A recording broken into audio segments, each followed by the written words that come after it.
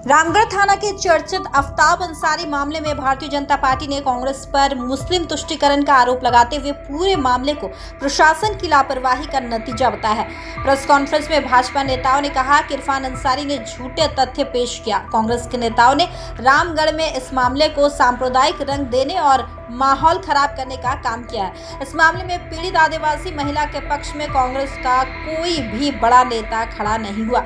सामाजिक संगठन के लोगों ने जब पीड़ित आदिवासी महिला का पक्ष लिया तो राजेश सिन्हा को जेल भेजने का काम कांग्रेस के दबाव में पुलिस प्रशासन कर रही है। पुलिस की लापरवाही से पूरी घटना घटित हुई है। पूरे मामले की उच्च स्तरीय जांच होनी चाहिए। संगठन ने, हमारे माननीय सांसद ने पहले भी कहा है कि अपराधी का कोई जात नहीं होता, अपराधी का कोई धर्म नहीं होता है। एक गरीब आदिवासी महिला के साथ उसका यौन शोषण हुआ, उसके साथ उनको ब्लैकमेल किया गया और उसके बाद उन्होंने थाने में शिकायत की, जिसके बाद जो है समाज के लोगों ने भी कानून का साथ दिया और आरोपी को पकड़ के थाने को सुपुर्द किया। ये हम लोग जितने भी समाज के जागरूक नागरिक हैं, सभी का हम लोग का परम कर्तव्य है कि अगर कहीं भी अन्याय होता है तो अन्याय के खिलाफ आवाज़ उठाना और प्रशासन को सहयोग करना। उसके बाद जब पुलिस जो है कि आरोपी आफ्ताब अंसारी को कस्टडी में ले लेती है, उसके बाद पूरा जो है जिम्मेवारी वो पुलिस प्रशासन का हो जाता है। अगर वो भागता है, उसके साथ किसी भी तरह की घटना घटती है तो उसके लिए पूरी तरह से जिम्मेवार पुलिस प्रशासन है और अगर वो भागते हैं तो ये भी पुलिस का फेलियर है।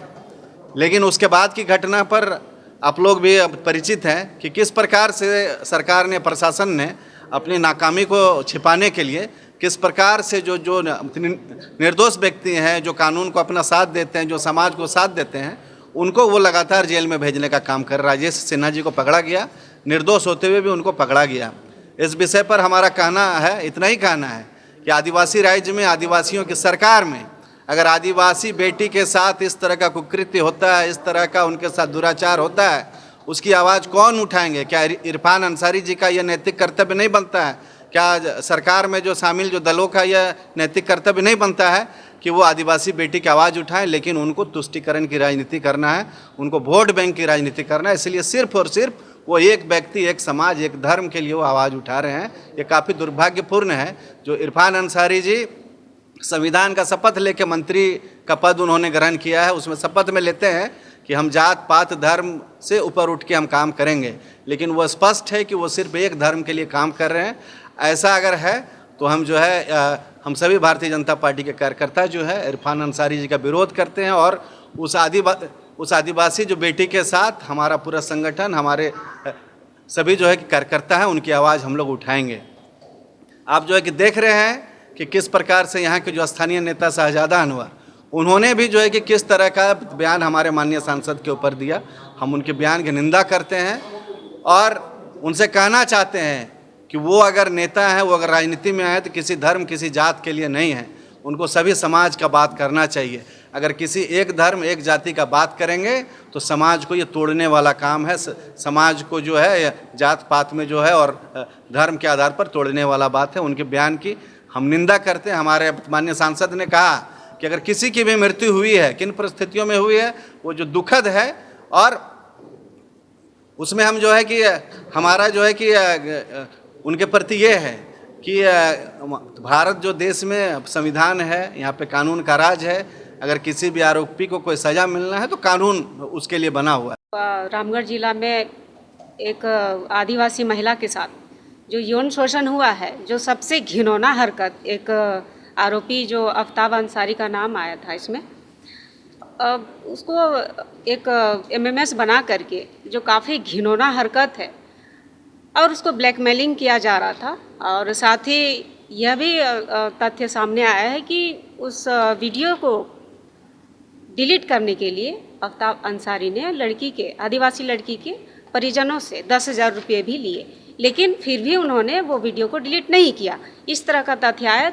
अंतिम में वह पीड़ित आदिवासी महिला जो है वह कुछ सामाजिक कार्यकर्ताओं से अनुरोध करती है कि वो हमें कानून से सहायता दिलाने में सहयोग करे और इसके लिए उन्होंने कई सामाजिक कार्यकर्ताओं से मिली भी और रामगढ़ थाना में भी आवेदन दी है, जो कुछ दिन पहले ही हमारे भाजपा प्रदेश के अध्यक्ष माननीय श्री बाबूलाल मरांडी जी ने ट्वीट भी किया था। और फिर इसे संज्ञान में लिया गया और पता चला कि आफ्ताब अंसारी रामगढ़ थाना में वो बंद हैं, लेकिन गैर जिम्मेराना हरकत रामगढ़ पुलिस की रही और वो हाजत से भाग गए। और फिर आगे जो दुखद घटना घटी ये प्रशासनिक जांच का विषय है और रामगढ़ जिला में एक माहौल को ख़राब करने का प्रयास किया जा रहा है कांग्रेस पार्टी की तरफ से। जो आफ्ताब अंसारी के कुछ पक्षधर कांग्रेसी नेता हैं उनके तरफ से एक तरफा सहयोग देखा जा रहा है आफ्ताब अंसारी की। लेकिन यहाँ पर सवाल यह है कि जो आदिवासी पीड़ित महिला है उसके साथ कितने संवेदनशील है ये कांग्रेसी नेता लोग। साथ ही साथ जो रामगढ़ जिला में जो रामगढ़ थाना में जो गैर जिम्मेराना हरकत हुई है उसके लिए थाना प्रभारी के साथ साथ वहाँ के जो गृह रक्षक और ओडी प्रभारी को भी निलंबित किया गया है तुरंत ही। और विषय ये है कि आखिर कब तक उस आदिवासी पीड़ित महिला को न्याय मिल पाएगी।